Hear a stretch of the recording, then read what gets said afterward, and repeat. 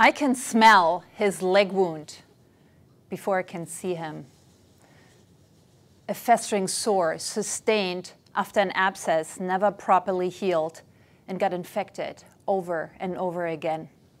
But now I can see him coming around the corner at the supervised consumption site in his rickety wheelchair, propelling himself on one leg, his pants stained with purulent discharge. The pungent stench hits me differently this morning. Having had way too much coffee and way too little food, I feel woozy. Hi, Peter, how are you? Booth number 3 is available for you. Peter just mumbled some affirmatory grunts. While he's preparing his syringe, I carefully approach him. Peter, did you want me to look at that leg? Do you need a dressing change? I don't want anyone to look at it. It hurts like hell. Stay away. Got it. I also need a taxi chit to see my friend. Sorry, Peter. Taxi chits are just for folks that we need to send to the hospital in an emergency. Fuck, this is an emergency. I need to see my friend. I take a mental break.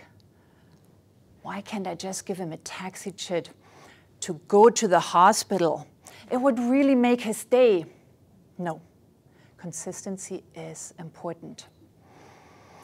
Sorry, Peter. Taxi chits are only for folks that need to go to the hospital. He just loses it on me. You fucking loser whore! You know nothing about me or what I need. Go fuck yourself! Was it a kick to the gut? Or just a paper cut? Maybe a kick to the soul. I feel nauseous. This wasn't the only time that I was sworn at. I also work in forensic psychiatry. It's an interesting role for sure, but sometimes really hard to be trauma-informed and patient-centered when your patient has killed someone or robbed a bank. It's still a place where I need to show up fully and provide excellent care. My patient, Michael, is gaunt. He looks much older than his stated age. His yellow, stringy hair flowing behind him as he's pacing back and forth in his high observation room. The intense conversation he seems to have with the walls clearly upset him. I enter with a security guard. Hi, Michael, are you hungry yet? I brought you some lunch. Michael takes a quick look at the tray and says, where's the cutlery? Sorry, Michael, you're in high ops right now. There's no cutlery. But once you're down at the unit, there's definitely cutlery for you. I said, where's the cutlery? I take another mental break. Oh, maybe I could ask the kitchen for a plastic spoon. No. Consistency is important. Sorry, Michael, there's no cutlery right now, but that's why the kitchen made you fish sticks and cut up some veggies for you. His eyes go from annoyed to raging. He screams, I will kill you, you fucking bitch! And he comes after me. Did I tell you he's stark buck naked? The security officer has to push him to the ground forcefully while I squeeze by them to seek refuge in the hallway. I can feel my heart beating in my throat.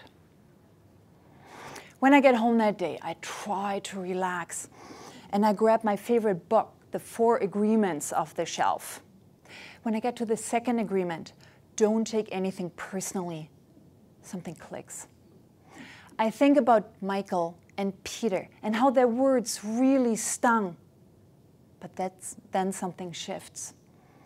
I realize their rage wasn't aimed at me, but at the weight of their own burden. This wasn't about me tolerating abuse, but rather becoming an empathetic witness to someone who has led a difficult life. By not taking anything personally, I can stay grounded in my own truth and show compassionate care.